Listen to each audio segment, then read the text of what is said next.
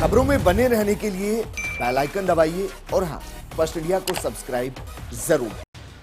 क्या वाकई में सरकारी स्कूलों को खुलना चाहिए? अगर खुलना चाहिए तो गाइडलाइंस क्या होंगी? और अगर सरकारी स्कूल राजस्थान में खुले तो क्या वाकई में सरकारी स्कूल इसके लिए तैयार हैं? बहरहाल गाइडलाइंस केंद्र सरकार की तरफ से आएगी, लेकिन फिर भी जो गर्मियों की छुट्टियां पड़ती हैं उसके बाद 1 जुलाई से स्कूल खुलते हैं, क्या खुल पाएंगे? आज इस पर बात करने के लिए हमारे साथ बेहद खास पैनल मौजूद। हमारे साथ मौजूद है कांग्रेस नेता गिरिराज गर्ग जी, हमारे साथ मौजूद है पेरेंट्स वेलफेयर सोसाइटी के अध्यक्ष दिनेश कांवड़ जी, और हमारे साथ मौजूद है स्कूल शिक्षा परिवार के अध्यक्ष अनिल शर्मा जी। दिनेश जी, चर्चा को मैं आपके साथ शुरू करना चाहूंगा क्योंकि मैं समझना चाहता हूं कि पेरेंट्स डरे हुए हैं। बच्चों को स्कूल अभी शायद वो भेजने के लिए तैयार नहीं होंगे, उनके भविष्य को लेकर चिंता जरूर होगी, लेकिन कोरोना पहली चिंता। आपको लगता है कि 1 जुलाई से अगर स्कूल खुलने का फैसला होता है तो राजस्थान के स्कूल इसके लिए तैयार है? देखिए, निश्चित रूप से ये जो फैसला किया जा रहा है अभिभावकों के हितों के बिल्कुल विपरीत है। एक तरफ केंद्र सरकार ने गाइडलाइन जारी की है कि 15 अगस्त से पहले कोई भी विद्यालय नहीं खोला जाएगा। दूसरा, मैं आपको बताना चाह रहा हूं कि जब कोरोना का आक्रमण चालू हुआ, जब राजस्थान में 3 केस थे, तब लॉकडाउन लगा था और आज प्रतिदिन 400 से 500 केस निकल रहे थे। ऐसी स्थिति में विद्यालय के खोलना कहीं भी अभिभावकों के हित में नहीं है। दूसरा, मैं ये भी बताना चाह रहा हूं, वो अभिभावक भी जान चुके हैं कि ये जो वर्तमान में अगर विद्यालय खुलते हैं तो वो अपने बच्चों को पढ़ने नहीं भेज रहे, बल्कि एक मौत का कुआं है जिसके अंदर अपने बच्चों को डाल रहे हैं। अनिल शर्मा जी, पहली रिएक्शन मैं आपसे चाहूंगा जीवन के लिए। ठीक है अनिल शर्मा जी, अगर ये स्कूल नहीं खुलते तो फिर क्या होगा? अनिल शर्मा जी। सर देखिए, 2 चीजें हैं इसमें। निश्चित रूप से हर चीज के पॉजिटिव और नेगेटिव 2 पहलू होते हैं। अगर स्कूल नहीं खुलते हैं तो सबसे बड़ा प्रभाव तो बच्चे पे पड़ेगा। वो शिक्षा से पहले 3-4 महीने दूर है और आगे दूर हो जाएगा तो उसके आगे शिक्षा इफेक्ट होगी। और उसके अलावा जो बड़ा प्रभाव पड़ेगा वो लघु और मध्यम दर्जे के जो छोटे प्राइवेट स्कूल्स हैं, जिनके पेरेंट्स के पास तकनीकी नहीं है, वो ना ऑनलाइन ढंग से ले पा रहे हैं, ना वो ऑफलाइन से वंचित हो जाएंगे। तो ऐसी कंडीशंस पे दूसरे उनके जो कर्मचारी काम करते हैं, जिनकी 2-4-5 हज़ार सैलरी है, उनको 3 महीने की पहले नहीं मिली, लॉकडाउन के चक्कर में बंद था, फीस नहीं आ रही और आगे नहीं चलेगा तो उनके रोजगार को संकट आएगा। तो बच्चे के साथ भी संकट है और टीचर के साथ भी रोजगार का संकट है। तो इसका बीच का रास्ता है जो निकालना पड़ेगा। बीच का रास्ता क्या? बीच का रास्ता सबसे अच्छा ये हो सकता है कि ऑनलाइन एजुकेशन का जो छोटा मोटा रूप स्कूल वाले दे रहे हैं वो दें, स्कूल वाले फीस को 50% कर दें। में कहां ये पॉसिबल होगा सर? गरीब का बच्चा कहां से ऑनलाइन पढ़ेगा? मैं बता दूं ठीक है गिरिराज गर्ग जी, मुझे एक रिएक्शन लेने दीजिए। गिरिराज गर्ग जी, वैसे भी राजस्थान सरकार काफी संवेदनशील है, स्कूलों को अभी तक ओपन नहीं किया गया है, लेकिन मैंने अपने इंट्रो में बताया कि दरअसल संवेदनशीलता के साथ राजस्थान के स्कूलों का हाल बद से बदतर है।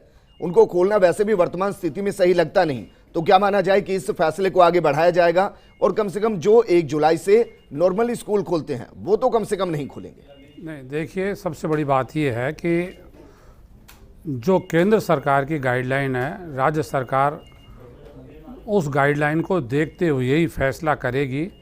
बच्चों का भविष्य सुरक्षित रखना सरकार की पहली प्राथमिकता है और उस प्राथमिकता को ध्यान में रखते हुए 14 मार्च को, तो केंद्र सरकार ने 24 मार्च को लॉकडाउन किया था, लेकिन राजस्थान सरकार ने 14 मार्च को ही स्कूलों को इसीलिए लॉकडाउन किया था कि बच्चों का भविष्य और बच्चों का जीवन जो है वो देश का भविष्य है बच्चा, इसलिए उसको स्वास्थ्य को सुरक्षित रखा जाए। लेकिन सर मुझे ये बताइए, मैं ये इसलिए जानना चाह रहा हूं आपसे क्योंकि मैंने ये बताया कि कितने हजार स्कूल ऐसे हैं जो सिर्फ एक कमरे में चल रहे हैं, कुछ स्कूल ऐसे जो 5वीं तक एक कमरे में चल रहे हैं, सैकड़ों स्कूल ऐसे जो 8वीं तक एक कमरे में चल रहे हैं और हजारों स्कूल ऐसे जहां सिर्फ एक शिक्षक पढ़ा रहा है। ये स्थिति आपने बदली क्यों नहीं और अभी तक ये बदली क्यों नहीं? मैं तो ये कह रहा हूं कि आपकी स्थिति अच्छी है। हम तो मान लिए कि आप एक क्लास में 35 बच्चे बिठाओगे, 40 बच्चे बिठाओगे, 100 भी नहीं बैठेंगे, लेकिन तो भी वो बच्चे जिनको जिस काम के लिए मना किया जाता है उनका बालमन उसी काम को करने के लिए अग्रेसित होता है। उनको जिस काम के लिए आप रोकोगे, जो ही मौका मिलेगा बच्चा वही काम करता है। तो उस बाल मन को अपन कहां तक समझा पाएंगे?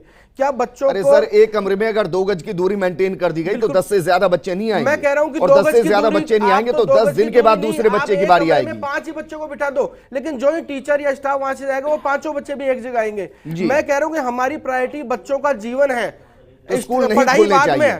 पहला बच्चों का सुरक्षित जीवन है। आज मेरे बच्चे के साथ एक्सीडेंट हो जाता है, उसको मैं मेडिकल ट्रीटमेंट पहले दिलाऊंगा बजाय उसको एग्जाम दिलाने के। तो हमारा बच्चा सुरक्षित रहेगा तो हम आगे भी पढ़ा लेंगे। आपको मैं रोकना चाहूंगा, आप भी हमें फोन करके बता सकते हैं कि क्या वाकई में राजस्थान के अंदर स्कूल खुलने चाहिए या नहीं खुलने चाहिए, आप इस पर क्या कुछ सोचते हैं।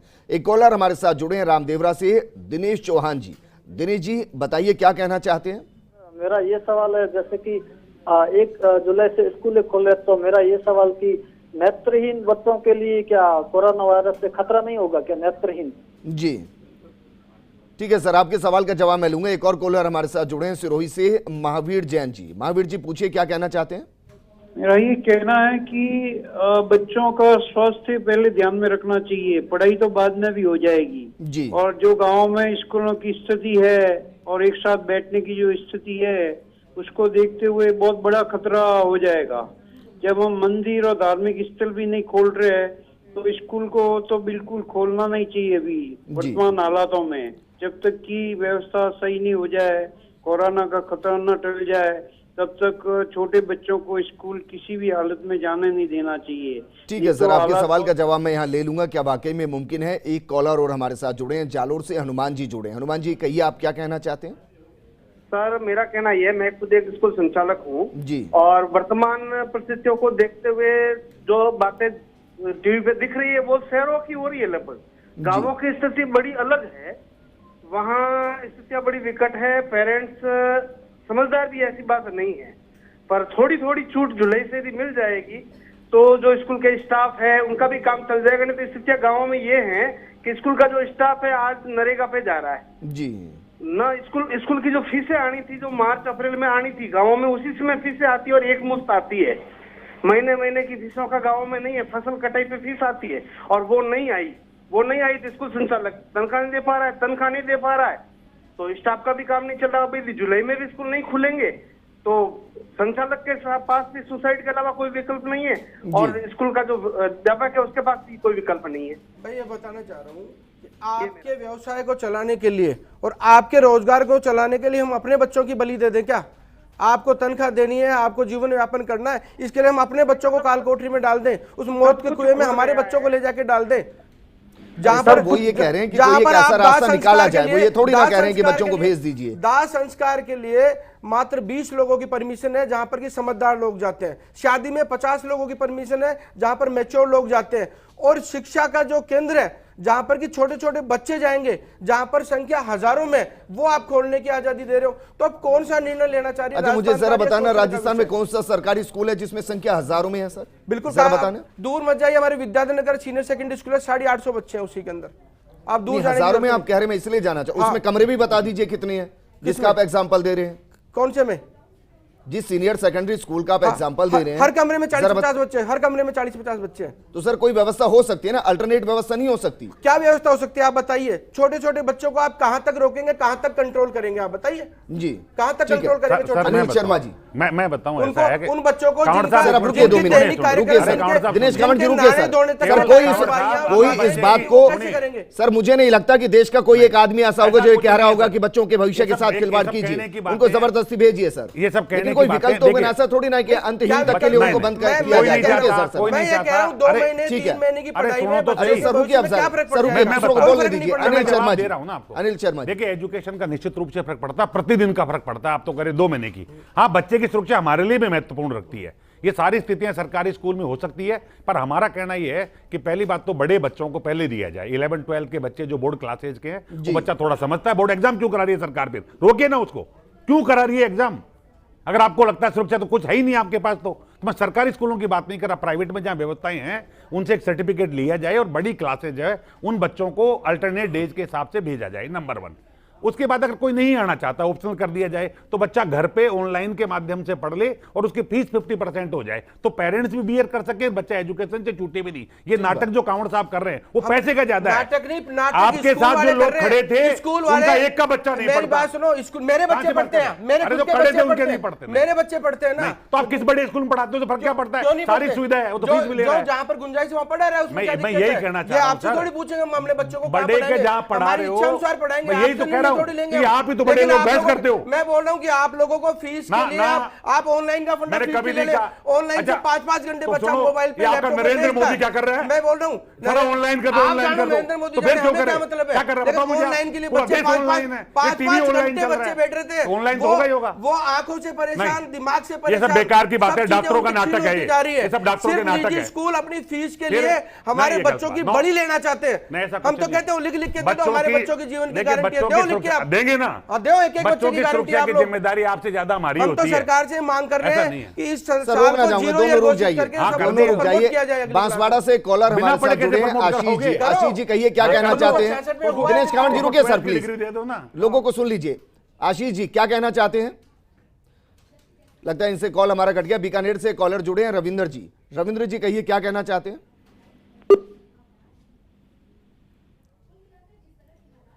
गिरिराज गर्ग जी, सर आपसे मैं जानना चाहूंगा, देखिए ये फाइट तो रहेगी क्योंकि निजी स्कूलों को अपने स्कूल को चलाना है, उनको फीस देनी है, उनको मेंटेन करनी है चीजें, और पेरेंट्स को बच्चों का भविष्य है उतना ही जरूरी जितना उनकी जिंदगी। कोई बीच का रास्ता निकालने की कोई तैयारी सरकार की तरफ से की जा रही है कि बच्चों का भविष्य भी बचे, शिक्षा भी आगे बढ़े, स्कूल भी बचे और कोरोना से भी बचे? देखिए, निश्चित रूप से राजस्थान सरकार जो है, मुख्यमंत्री जी संवेदनशीलता के साथ निर्णय करते हैं और बच्चों का भविष्य जो है वो पहली प्राथमिकता है कि बच्चे का सुरक्षित रहे, बच्चा स्वस्थ रहे और बच्चा किसी भी तरह से संक्रमित नहीं हो जी। लेकिन उसके साथ साथ जैसा सरकार भी सोच रही है, पेरेंट्स भी सोच रहे हैं कि बच्चे की पढ़ाई का भी नुकसान नहीं हो। आज केंद्र सरकार जब आगे बढ़ के ये कह रही है कि शिक्षा को ऑनलाइन कर दिया जाए, एजुकेशन ऑनलाइन पढ़ाई चालू कर दी जाए, तो निश्चित रूप से कहीं ना कहीं कोई रास्ता जो है बच्चों की शिक्षा भी हो, बच्चों का स्वास्थ्य तो भी। राजस्थान में वाकई में रास्ता आपको दिखाई देता है जहां स्कूल के कमरे नहीं है, नहीं, पेड़ निश्चित के नीचे बच्चे पढ़ रहे हैं, आप वहां ऑनलाइन क्लासेस की बात देखिए, कर रहे हैं। ऐसा है, मैं बताऊं आपको, एक कॉलर ऑनलाइन हमारे साथ जुड़ी हैं, मैं- कुमकुम हमारे साथ जुड़ी हैं चित्तौड़गढ़ से। कुमकुम जी कहिए क्या कहना चाहती हैं? हेलो जी हेलो मैम कहिए क्या कहना चाहते हो? टीवी का वॉल्यूम कम कर दीजिए। हेलो जी मैम, मैं कहूंगा कि आप दोबारा आप ये कॉल जो- जी कहिए। हेलो, आप ये जो बहस कर रहे हैं ना, हेलो मैम बोलिए और टीवी का वॉल्यूम बंद कर दीजिए। हेलो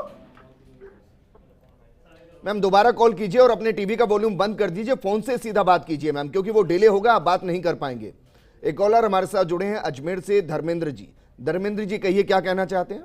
हाँ, मैं ये कहना चाहता हूँ प्रशासन को और ये अध्यक्ष स्कूल के शिक्षा के हैं इनसे कि ये क्यों पढ़ाना चाहते हैं। मैं ये कह रहा हूँ कि यदि बच्चा 3 महीने या 2 महीने नहीं पढ़ेगा तो क्या आफत आ जाएगी? जी आपको जो फीस लेनी है लीजिए, कंटिन्यू जो सेशन रखना है रखिए, लेकिन जो बच्चे आज एक एक क्लास में, आप किसी भी कॉन्वेंट स्कूल में या कहीं भी बड़ी स्कूल में चले जाओ, वहाँ 45-45, 40-40 बच्चे एक क्लास में हैं जी। और जो बच्चा मास्क लगाना नहीं जानता वो कैसे एक दूसरे से इंटरेक्ट करेगा या कैसे क्या रहेगा?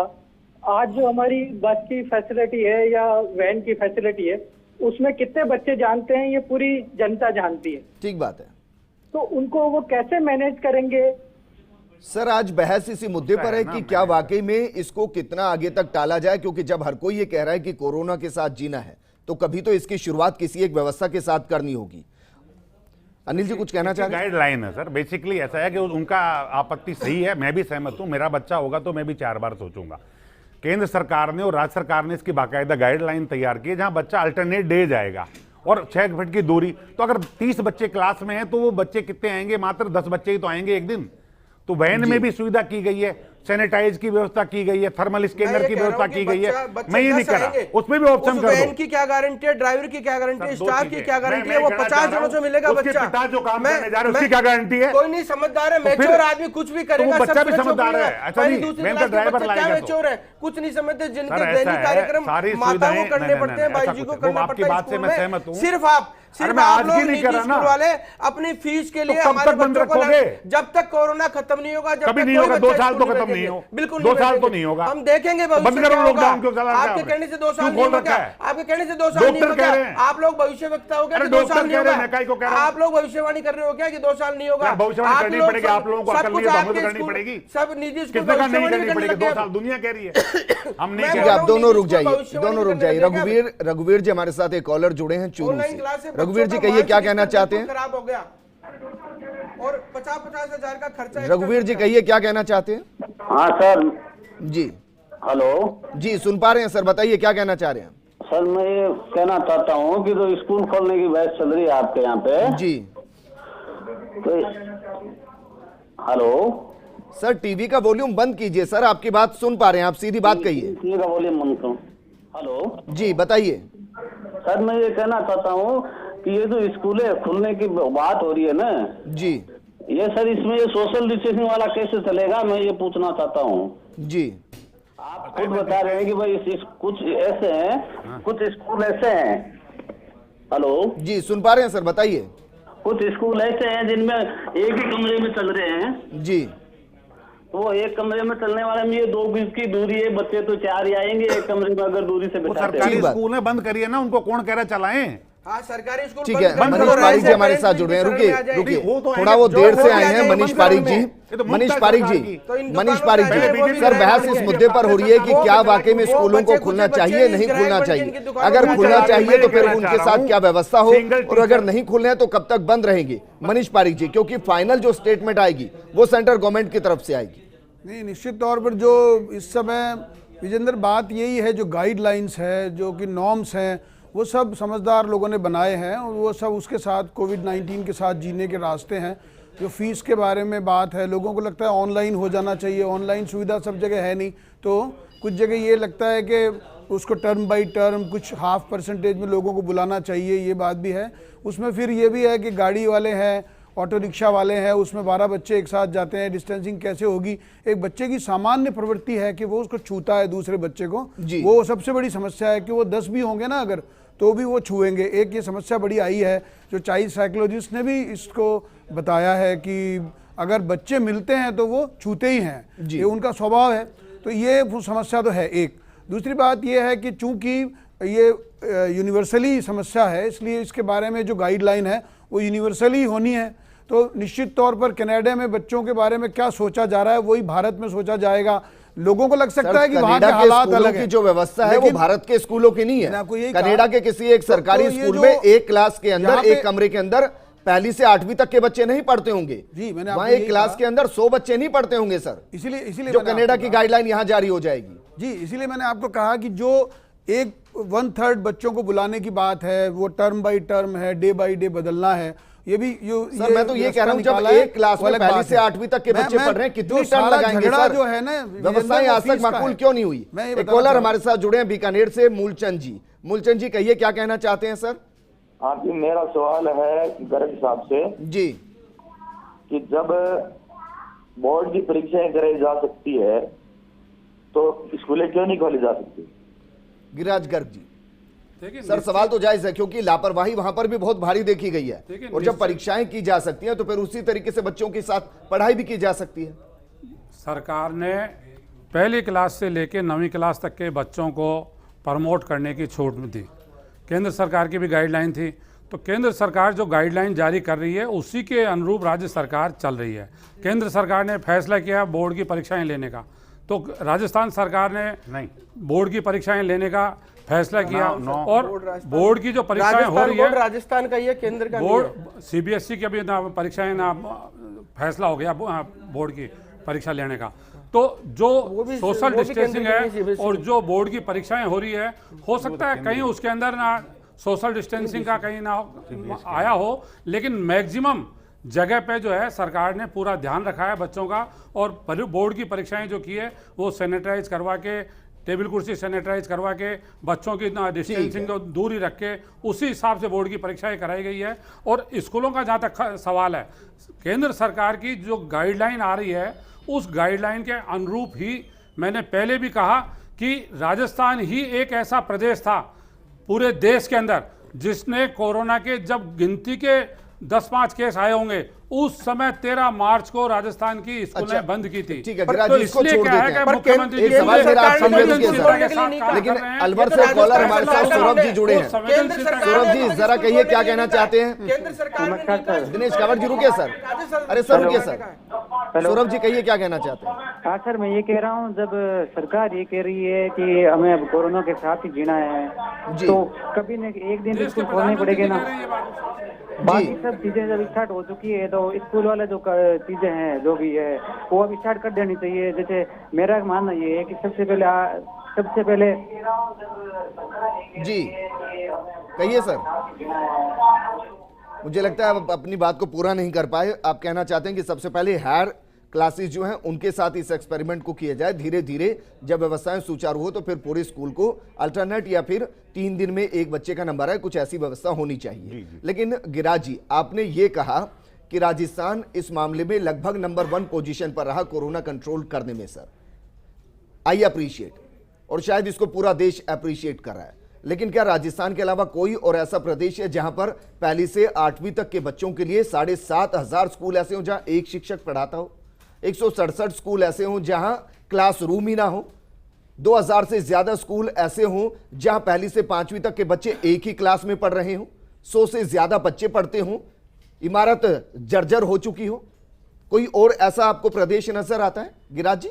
देखिए, निश्चित रूप से आपने जो कहा, सरकारी व्यवस्थाओं में कुछ कमियां हैं, लगातार उनको दूर करने का प्रयास सरकार करती है। सरकार भारतीय जनता पार्टी की भी रही, राजस्थान में मुहैया नहीं हो पा रहे हैं, व्यवस्था की बात कर रहे हैं। सरकार कांग्रेस की भी बताइए ना, लेकिन आप लोग गिरिराज जी, हमारे तो बच्चों के भविष्य के साथ खिलवाड़। गिरिराज जी, ये बहस ही नहीं होती। अगर जरा बताइए, हर क्लास के लिए अलग से कमरा होता, हर क्लास के लिए अलग से शिक्षक होता, तो बहुत आसानी से व्यवस्था हो सकती थी। देखिए, ऐसा कोई सरकार का हार्ड एंड फास्ट फैसला नहीं है। सरकार विचार कर रही है। आज शिक्षा मंत्री जी ने भी कहा है कि हम इस पे विचार कर रहे हैं। बच्चों का भविष्य, बच्चों का स्वास्थ्य पहली प्राथमिकता है। जब राजस्थान के थोड़ी ना होता है, जब राजस्थान जमीन पे होती है। नहीं, राजस्थान कॉलर हमारे साथ जुड़े हैं अजमेर से, बाबूलाल जी। बाबूलाल जी कहिए क्या कहना चाहते हैं।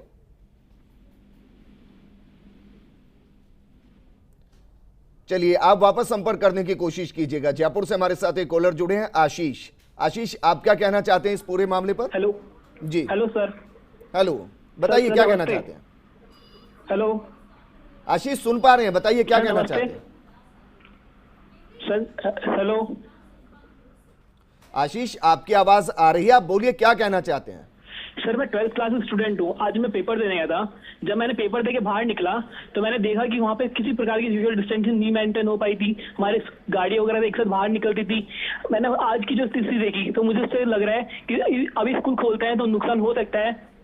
जी, मैं खुद ही कह रहा हूँ ना, हम कब बिल्कुल आशीष, इसमें कोई किंतु परंतु नहीं है। अगर व्यवस्था नहीं होगी तो स्कूल नहीं खुलने चाहिए, इसमें कोई किंतु परंतु नहीं है। बीकानेर से कॉलर हमारे साथ जुड़े हैं, शिव शंकर जी। शिव शंकर जी, कहिए क्या कहना चाह रहे हैं। मैं ये कहना चाह रहा हूँ कि निजी स्कूलों के पीछे हर वक्त 24 घंटे निजी स्कूलों के ऊपर ही अटैक क्यों होता है? जी सर, कहने का मतलब समझाइए, क्या कहना चाह रहे हैं। मेरा कहना मतलब है कि जैसे कोई भी बात होती है कि निजी स्कूलों का सबसे ज्यादा मूवमेंट आता है लोगों का, जैसे पैसे लूट रहे हैं या कुछ कर रहे हैं या फीस मांग रहे हैं या ऐसा कर रहे हैं। ठीक बात, ऐसा क्यों है? ठीक है सर, इस सवाल का जवाब मैं दिनेश कांवड़ जी से लूंगा, लेकिन एक छोटे से ब्रेक के लिए यहां पर रुक रहा हूं।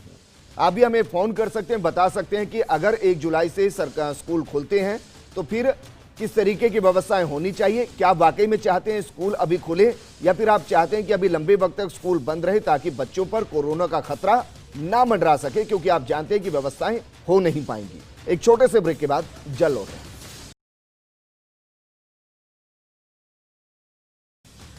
ब्रेक के बाद आपका स्वागत है। आज दरअसल हम बात कर रहे हैं कि अगर स्कूल खुले तो फिर खतरा बढ़ेगा, कोरोना का खतरा बढ़ेगा।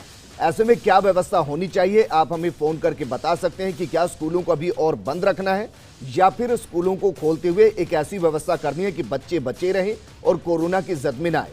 तमाम मेहमान हमारे साथ बने हुए, हमारे साथ बीजेपी से मनीष पारिक जी बने हुए हैं, कांग्रेस से गिरिराज जी हमारे साथ बने हुए हैं, पेरेंट्स वेलफेयर सोसाइटी के अध्यक्ष दिनेश कांवड़ जी हमारे साथ बने हुए हैं और स्कूल शिक्षा परिवार के अध्यक्ष अनिल शर्मा जी हमारे साथ बने हुए हैं। दिनेश कांवड़ जी, सर एक सवाल था जो ब्रेक से पहले था, और सवाल ये था कि जब भी कुछ बात आती है तो प्राइवेट स्कूल पर आ जाती है। मैं प्राइवेट स्कूल का पक्ष नहीं ले रहा, लेकिन मैं कह रहा हूं कि एक व्यापार तो वो भी है जो इतने दिन से बंद पड़ा है, और सरकार ने बाकायदा ये कहा कि टीचर्स की फीस दीजिए। अब पैसा नहीं आएगा तो फीस कहां से आएगी?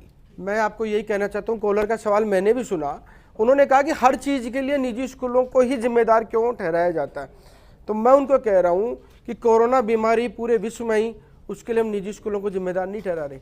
चीन से अभी युद्ध की संभावना है, उसके लिए निजी स्कूल जिम्मेदार नहीं है। कश्मीर में आतंकवादी बेवजह के तर्क नहीं, सर माफ कीजिएगा, बेवजह के तर्क नहीं, विषय की बात कर रहे हैं, आप कहीं के मुद्दे को कहीं ले जा रहे हैं सर। आप भी जानते हैं कि उनका सवाल किससे जुड़ा हुआ था। आपने कहा कि निजी स्कूल के वो भी व्यापार कर रहे हैं, हम इसी चीज के खिलाफ है कि निजी स्कूल व्यापारी बन गए। ऑनलाइन एजुकेशन के खिलाफ हो, आप शिक्षा के खिलाफ हो, आप बच्चों को नहीं भेजने के खिलाफ हो, आप फीस बढ़ोतरी के खिलाफ हो। पूरी संस्था रोज डीजल बढ़ रहा है, एक बच्चा 15 दिन से डीजल बढ़ रहा है, बोले क्या कोई? अगर गैजेट्स में रहता है, पेरेंट्स पढ़ाता है क्या? विमंदित हो सकता है, सर गलत बात है, मानसिक रूप से विमंदित 15 दिन से डीजल बढ़ रहा है, कांग्रेस बोलती है, बीजेपी में पेरेंट्स आप 5-5 घंटे उन बच्चों को मोबाइल पर बिठाते हैं, पेरेंट्स को जबरदस्ती 50,000 के स्मार्टफोन खरीदने पड़ रहे हैं। एक तरफ उनका जीवन व्यापन मुश्किल हो रहा है, घर खर्चा चलाने के लिए हाथ फैलाना पड़ रहा है। आपको सिर्फ अपनी फीस वसूली के लिए ऑनलाइन क्लास का फंडा लाओ, ताकि बच्चों को पैसे पड़ेगा, फीस वसूली का एक सिस्टम डेवलप किया जा सकता है। डीजल पे पैसा बढ़ रहा है, नहीं बढ़ रहा,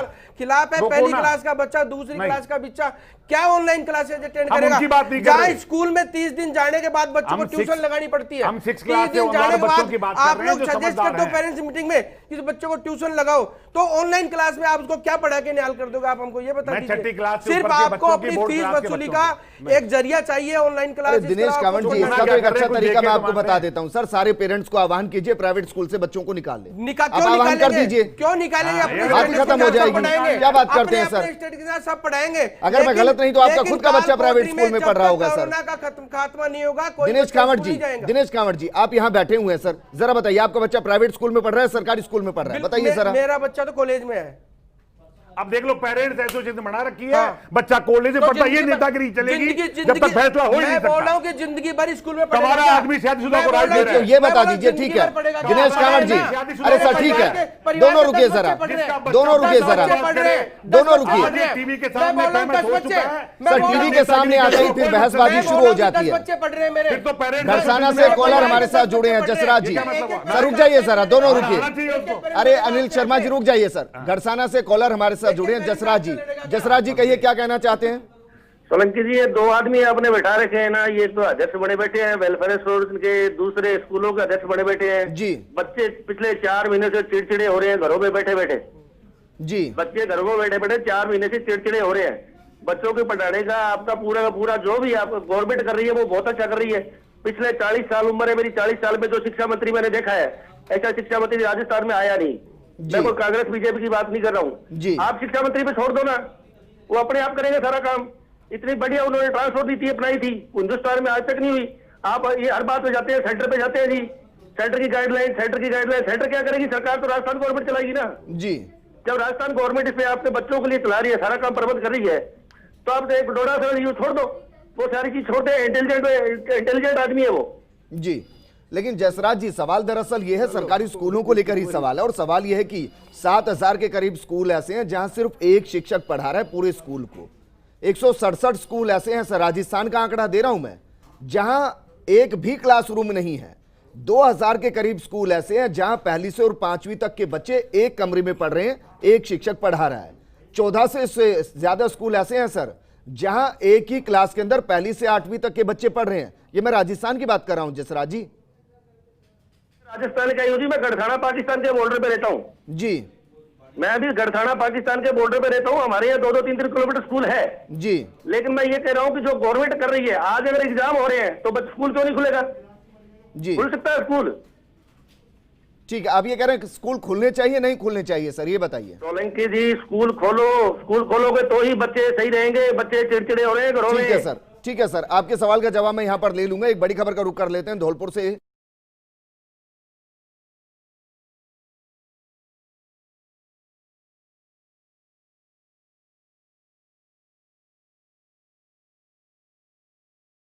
क्या करने के लिए कोरोना बम वाकई में फूटा है, लेकिन अब ये कहां तक जाएगा, ये अपने आप में एक बड़ा सवाल है। लेकिन हम बात कर रहे हैं कि स्कूल खुलेंगे या नहीं खुलेंगे।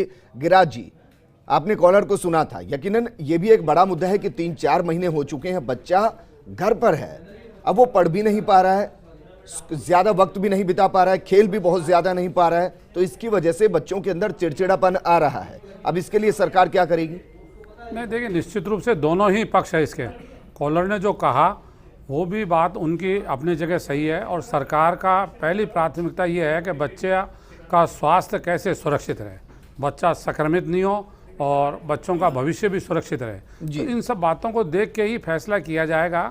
अभी जल्दीबाजी है कि साहब सरकार ने ऐसा कोई फैसला कर लिया है कि 1 जुलाई से बिल्कुल हार्ड एंड फास्ट स्कूल खोलने ही है, ऐसा कुछ नहीं है। मुख्यमंत्री जी के स्तर पे विचार है, और आपने खुद ने कहा कि मुख्यमंत्री जी जितनी संवेदनशीलता के साथ फैसले कर रहे हैं, सर हम तो ये कह रहे हैं, जब तक व्यवस्था ना हो, चाहे वो फेलियर किसी का हो, जब तक व्यवस्था ना हो तब तक स्कूल खोलने ही नहीं चाहिए। हम तो बहुत क्लियर कट ये कह रहे हैं। सुजानगढ़ से कॉलर हमारे साथ जुड़े हैं कानाराम जी। कानाराम जी, कहिए क्या कहना चाहते हैं? सर मैं ये कहना चाहता हूँ जी, अभी आपने जो बड़ी खबर बताई है बाड़ी धौलपुर से जी, तो उससे ये पता चलता है कि विधायक भी कोरोना से नहीं बच पा रहे हैं, तो स्कूल में इतने बच्चे एकत्रित होंगे तो कैसे बचेंगे? ठीक बात है। तो आप चाहते हैं कि अभी स्कूल नहीं खुलने चाहिए। अनिल शर्मा जी, देखिए ये तो बहुत क्लियर कट है, अगर व्यवस्थाएं नहीं होंगी हम भी इनसे तो स्कूल तो नहीं खुलेंगे। 100% हम भी सहमत है। बच्चे की जान से बढ़ के कुछ नहीं है। रोजगार अपनी जगह हो सकता है, परेशानी अपनी जगह हो सकती है, बच्चे की सुरक्षा हम सबकी प्रायोरिटी है, वो रहेगा तो ही तो स्कूल चलेंगे, इसलिए इसमें कहीं खतरा नहीं है। हम भी ये चाहते हैं सरकार गाइडलाइंस बनाए, ढंग से बनाए, जो सुरक्षा उपकरण है वो भी हों, लेकिन जिस दिन सुरक्षा उपकरण गाइडलाइन आ जाए और हमें कोरोना के साथ जीना है तो पेरेंट्स कोऑपरेट करें, और कोऑपरेट करके चीजों को इस तरह चलाएं जो न हम परेशान हो न वो, बच्चे एजुकेशन से भी नहीं छूटे। कोरोना की वैक्सीन डेवलप हो जाए, बच्चों की सुरक्षा का पुख्ता इंतजाम हो जाए कि हमारे बच्चों की सुरक्षा की ऑनलाइन पेरेंट्स जो हैं वो ऑनलाइन एजुकेशन के रूप को कुछ इस तरह दूसरा अपनाएं। अच्छा दिनेश कामत, जैसे घर जाके बच्चों को पढ़ा रहे गांव में टारगेट हो रहा है, तो पहले मैं आपसे ही पूछ लेता हूं, सरकारी स्कूलों का हाल क्या है? ये तो मैं बता चुका हूं, बार बार बता रहा हूं, आप भी बेहतर जानते होंगे। तो पहले आप ही बताइए कि अगर गाइडलाइन आती है तो सबसे पहले क्या खोलने चाहिए, प्राइवेट स्कूल या सरकारी स्कूल? आप ही बताइए। देखिए, गाइडलाइन तो सरकार फॉलो कराएगी, प्राइवेट स्कूल सर व्यवस्थाएं तो आपने देखी होंगी ना, बच्चा भी पढ़ के आया होगा, ये तो किस तरह आसपास भी देखते होंगे, आप बताइए ना जरा, खुलकर बोलिए ना। खोलो या बाद में प्राइवेट स्कूल खोलो, ये दोनों तो अलग अलग कैसे होंगे? वो तो साथ चलेगी पढ़ाई तो सब बच्चों की। क्या दोनों में एक सी व्यवस्थाएं हैं? भाई ऐसी क्या दोनों में एक सी व्यवस्थाएं हैं? सरकार को ऐसी पुख्ता व्यवस्था करके ही खोलनी चाहिए, बिल्कुल। क्या दोनों में एक सी व्यवस्थाएं हैं? बल्कि मैं तो कह रहा हूँ कि इस वर्तमान कोरोना काल में सर एक चश्मे से नहीं देखा जा सकता है, एक आंख से नहीं दिखता है। पृथ्वीराज जी हमारे साथ हैं सिरोही से। पृथ्वीराज जी, कहिए क्या कहना चाहते हैं? बहुत ही स्कूलों ने पृथ्वीराज जी, जिसके पास सुविधा है वो करें। जी पृथ्वीराज जी क्या कहना चाहते हैं सर, बताइए। मैं ऐसा कहना चाहता हूँ कि स्कूलें जितनी भी है, प्राइवेट हो या गवर्नमेंट हो, मेरे हिसाब से गवर्नमेंट को एक डिसीजन लेके ज्यादातर ऑनलाइन के ऊपर जाना चाहिए। केंद्र सरकार ने भी, पोखरियाल जी ने भी एक बात कही थी कि हम चैनल चालू करेंगे 1 से 12 तक जी, वो गवर्नमेंट स्कूल के लिए है।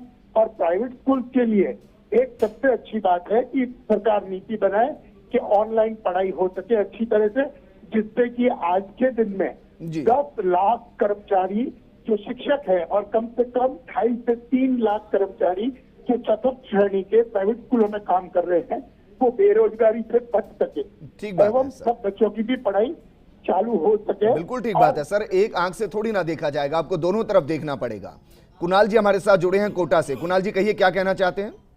Sir good evening sir. Very good. मेरा क्वेश्चन ये है कि आज जो छोटे आरबीएसई स्कूल है या जो छोटे छोटे स्कूल हैं, उन्होंने लॉकडाउन के अंदर ऑनलाइन पढ़ाई कराना तो सिखा दिया सर, और अगर पहले का देखा जाए तो सर वो आज तक कभी इतना बड़ा स्टेप नहीं उठा पाए जी।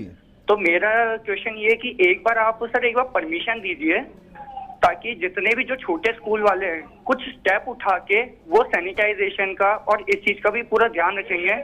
लेकिन एक बार सर मौका देने वाली बात है सर जी। हम गाँव में जो कर रहे हैं मैं बताना चाहूंगा। एक और कॉलर है, मैं उसको और जोड़ लेता हूँ। जालोर से हमारे साथ कृष्णा कांत जी जुड़े हैं। कृष्णा कांत जी कहिए क्या कहना चाहते हैं? सर नमस्ते। नमस्ते सर, मैं ये कह रहा हूँ कि बच्चों को मारने के लिए कोई नहीं भेजेगा, पहली बात है स्कूल। बिल्कुल ठीक बात। और दूसरी बात है कि इन टीचरों ने जब ये कोरोना वायरस के में ड्यूटी करी है ना, मैं इनको बेचारों को पानी तक नहीं पिलाया कि नहीं किसी ने भी। और तीसरी बात है कि स्कूलों में बर्बाद गवर्नमेंट की इसलिए हुई है कि टीचरों को मतलब जो देखो ड्यूटी, मुझे तो लग रहा है अगर युद्ध भी हो जाएगा ना तो चाइना बॉर्डर पे नहीं भेजते ये। बिल्कुल ठीक कह रहे हैं सर। वर्तमान हालात ये हैं कि 4 लाख राजस्थान में टीचर हैं, उनमें से 1,75,000 को कोरोना वॉरियर बना दिया गया है। जो बच गए हैं उनमें से ज्यादातर बोर्ड परीक्षाएं दे रहे हैं। स्कूल खुल गए तो ना जाने कौन पढ़ाने के लिए पहुंचेगा। मनीष पारिक जी, सर सेंट्रल गवर्नमेंट कोई एक ऐसा कदम उठाने वाली है जिससे पहली बात तो बच्चे घर में रहकर फोन के एडिक्ट ना हो, क्योंकि अगर वो 4-4, 5-5 घंटे फोन पर रहेंगे सर एडिक्शन होगा, चिड़चिड़ापन आएगा। रिपोर्ट्स इसको लेकर कह रही हैं।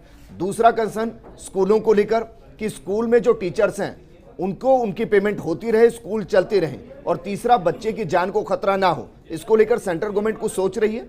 बिल्कुल विजेंद्र, ये इस बारे में जो भी एनसीईआरटी के एस्पेक्ट पर भी बात हुई है, केंद्र सरकार के मंत्री जी जो हैं उन्होंने भी इस विषय पे बात की है, तो मुझे लग रहा है उस पर कोई काम चल रहा है, वर्कआउट हो रहा है।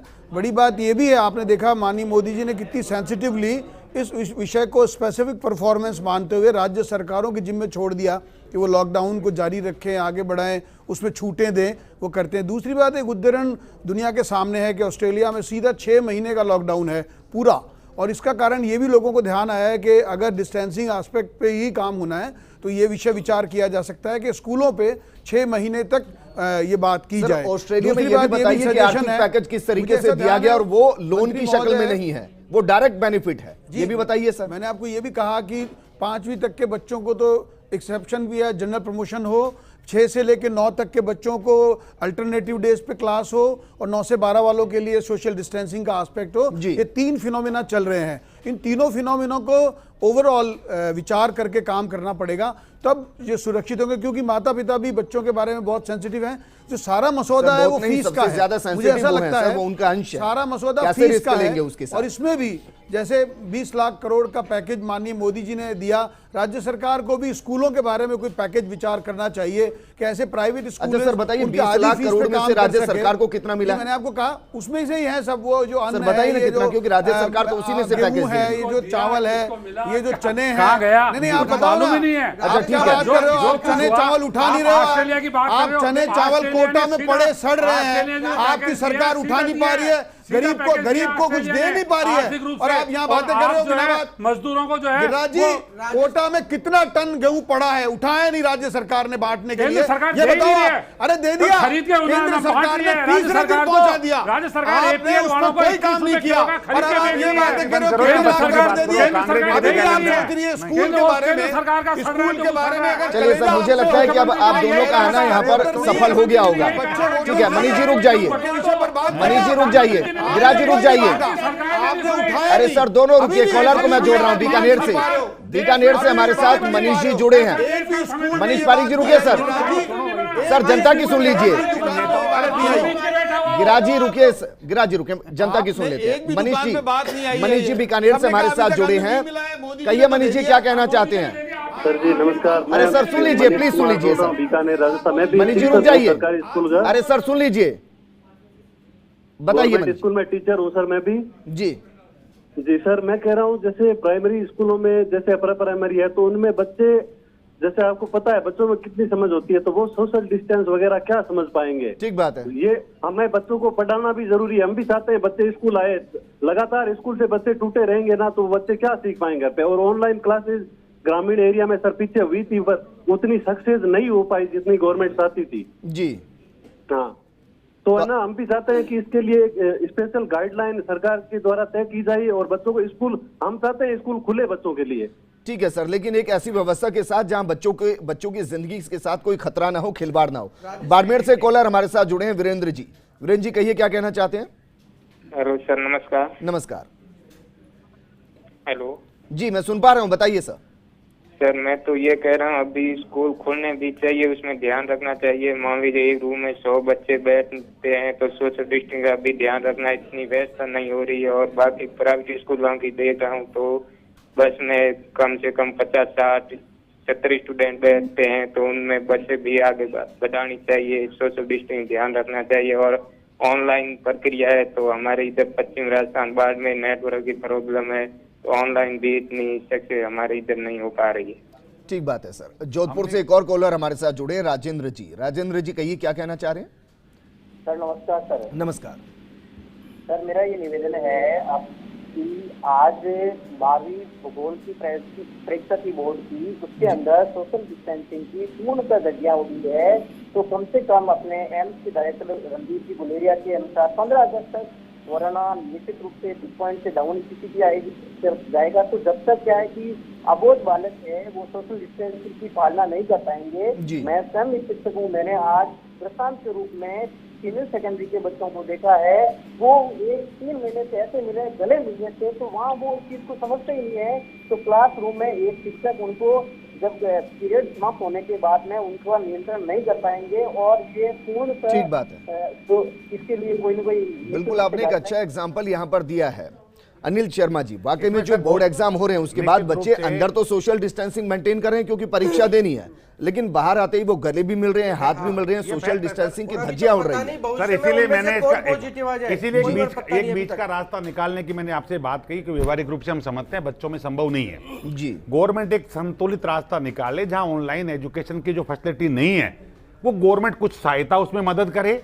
जो टीचर्स की सैलरी मान लीजिए पेरेंट्स फीस नहीं दे पा रहे, कोई बात नहीं, फीस नहीं दे, गवर्नमेंट उनके खाते में 1000 रुपए कुछ गवर्नमेंट खर्चा डाले, केंद्र और राज्य सरकार दोनों मिलके ज्यादा करे तो सरकारी टीचर से कुछ काट ले थोड़े दिनों के लिए, उनको थोड़ा कम दे दे। शिक्षा अगर राज्य सरकार का विषय है तो राज्य का भी है, सरकार संपत्ति है, केंद्र का भी है। नहीं, केंद्र का नहीं, आप मैं उस समय बीच में बोल रहे थे आप, मैं आपको कह रहा हूं कि जितनी शिद्दत से मोदी जी ने प्रयास किया है, मैं बताऊं आपको, ये राज्य सरकार की कोई जिम्मेदारी नहीं है। मैं बता रहा हूं क्या जिम्मेदारी। अब इसमें क्या हो सकता है सर, जब हम तो पेट का भी सवाल हमारे, हमने गांव में क्या किया, हमारा टीचर आप ताजुब करोगे सर, गांव जा रहा है ढाणी में, वहां 10 बच्चों को दूर दूरी पे बिठा रहा है और बेचारा वहां शिक्षा देने की कोशिश कर रहा है। क्यों, क्या करें, मजबूरी है हमारी। मैं बोल रहा हूं बच्चा भी जुड़ा रहे, कुछ दारू गुरुकुल की परंपरा और शिक्षा की परंपरा अगर होती, कर रहे हैं, स्थिति नहीं आती। आज कर रहे हैं ना, तो दुकानें खुल गई गांव में। हाँ है, कुछ दुकानें हैं, कुछ है, सब नहीं है, तो ये सब नहीं है, दुकानों की है, कुछ दुकानों के नेता हो। दिनेश कामत जी, मैं बार बार आपको इसी बात के लिए टोक रहा हूं, आप ये बताइए, जो आप लगातार ये बयान देते हैं, कभी ये बयान सरकारी स्कूल के अगेंस्ट क्यों नहीं आते? सबसे बुरी हालत तो सरकारी स्कूलों की है। बिल्कुल, सरकारी स्कूलों की हालत खराब हुई है, तभी निजी स्कूलों की क्यों बाकायदा पेरेंट्स वेलफेयर सोसाइटी के अध्यक्ष होने के बावजूद ये आवाज नहीं उठाते कि सरकारी स्कूलों की व्यवस्था दुरुस्त कीजिए ताकि बच्चा प्राइवेट स्कूल में ना जाए? तो निजी स्कूल में कोई जाएगा ही नहीं। ये स्थिति तो बिल्कुल सरकारी इसका मतलब आप ये मानते हैं कि सरकारी स्कूल से बेहतर प्राइवेट स्कूल है, स्थितियां तो फिर उनकी खिलाफत क्यों करते हैं सर? खुलकर कहिए ना। कौन करता है? 82,000 रुपए पर बच्चा खर्चा आता है सरकारी में, जिसको फ्री कह रहे हैं। फ्री है कहाँ? 42,000 करोड़ बजट में 60 लाख बच्चे पढ़ते हैं। क्योंकि ये तो संचालन खर्च है। फैसिलिटीज नहीं है। टीचर्स को कभी राशन कार्ड की दुकान पे लगा देते हैं, कभी कोरोना वायरस बना देते हैं, कभी जनगणना में लगा देते हैं, कभी आपको इनके खिलाफ आवाज उठानी चाहिए ना सर। राशन की दुकान पे टीचर्स को लगा रखा है, मतगणना में लगा देते हैं, जनगणना में लगा देते हैं, उनको पढ़ाने के लिए टाइम नहीं दे रहे, उनको बच्चों को पढ़ाने का टाइम नहीं देती है सरकारें। चाहे कोई सी भी सर, कम से कम अगर बच्चों के भविष्य के लिए कोई भी सरकार हो XYZ अगर वाकई में गंभीर है तो कम से कम एक नियम तो निकलना चाहिए कि जो सरकारी स्कूल का टीचर है वो पढ़ाई के अलावा किसी व्यवस्था का हिस्सा नहीं होगा, किसी प्रोग्राम का हिस्सा नहीं होगा। कम से कम ये तो कीजिए सर। नहीं, देखिए, सरकारी जो टीचर है वो सरकारी टीचर चूंकि सरकारी कर्मचारी है, और कई बार ऐसी सरकार के सामने समस्या खड़ी हो जाती है, जैसे कोरोना। टीचर्स के मामले में क्यों होती है सर? कोरोना नहीं, दूसरा सरकारी डॉक्टर को तो देखिए स्कूल में जाते विजेंद्र जी मैं बता दूं आपको, नगर निगम का कर्मचारी हो, जेडी का कर्मचारी हो, दूसरे डिपार्टमेंट के कर्मचारी हो, सबको इस कोरोना के अंदर, योद्धा के अंदर लगाया है। ऐसा नहीं खाली टीचर को लगाया है, सरकारी कर्मचारियों को ही नहीं लगाया, बाकी दूसरे विभागों के लोगों को, कर्मचारियों को भी इस ड्यूटी में लगाया है। तो इसलिए क्या है, हम ये कहते हैं कि साहब खाली। अच्छा ठीक है, मुझे प्रोग्राम को क्लोज करना है। एक लाइन में बताइए गिरिराज जी, कब तक स्कूल नहीं खुलने चाहिए? देखिए, सीधा जवाब दीजिए। सरकार विचार कर रही है, मुख्यमंत्री जी संवेदनशीलता के साथ फैसला करेंगे। बच्चों के भविष्य की प्राथमिकता, पहली प्राथमिकता बच्चों के स्वास्थ्य। 15 अगस्त तक स्कूल नहीं खुलेंगे? निश्चित रूप से सरकार फैसला करेगी। सरकार मनीष पारी जी, आपको लगता है कि 15 अगस्त तक कम से कम जब तक स्थिति कंट्रोल न हो स्कूलों को नहीं खोलना चाहिए? बिल्कुल लगता है ऐसा। बच्चों की सुरक्षा सर्वोच्च है, ये मैं विश्वास दिला सकता हूं। बच्चों की सुरक्षा सर्वोच्च है और उसमें क्लासिफिकेशन कर सकते हैं, ऑनलाइन का एस्पेक्ट भी हो सकता है, लेकिन ये पक्की बात है कि राज्य सरकार को ऐसी फीस कम करने का प्रयास करना चाहिए और लोगों को अनुदान देने की बात करनी चाहिए उन स्कूलों को जिन लोगों जिनको इसमें अनिल दिक्कत शर्मा जी एक लाइन में बताइए। एक बीच का रास्ता निकले सर, संतुलित, जहां बच्चे की सुरक्षा भी मायना रखे और उसका एजुकेशन भी। ठीक है दिनेश कांवड़ जी, मान लिया जाए अगले 2 महीने स्कूल नहीं खुलने, बिल्कुल जब तक बच्चों की सुरक्षा के पुख्ता इंतजाम नहीं हो, कोरोना यहाँ से बिल्कुल नहीं चला जाए, बच्चों को स्कूल नहीं भेजेंगे। चलिए शुक्रिया हमारे साथ जुड़ने के लिए। अनिल जी आपका भी शुक्रिया, गिरिराज जी आपका भी शुक्रिया और मनीष पारिक जी आपका भी शुक्रिया चर्चा में शामिल होने के लिए। प्रोग्राम का मकसद सिर्फ इतना कि यकीनन बच्चों को काफी लंबे वक्त तक आप पढ़ाई से दूर नहीं रख सकते, तो फिर एक ऐसी व्यवस्था की जाए जहां वो कोरोना से दूर रहें और पढ़ाई के नजदीक रहें। सरकार को जल्द से जल्द इसको लेकर कोई व्यवस्था बनानी होगी और उसके लिए गाइडलाइन भी जारी करनी होगी। इस प्रोग्राम में फिलहाल इतना ही, लेकिन आप बने रहिए फर्स्ट इंडिया न्यूज के साथ। नमस्कार।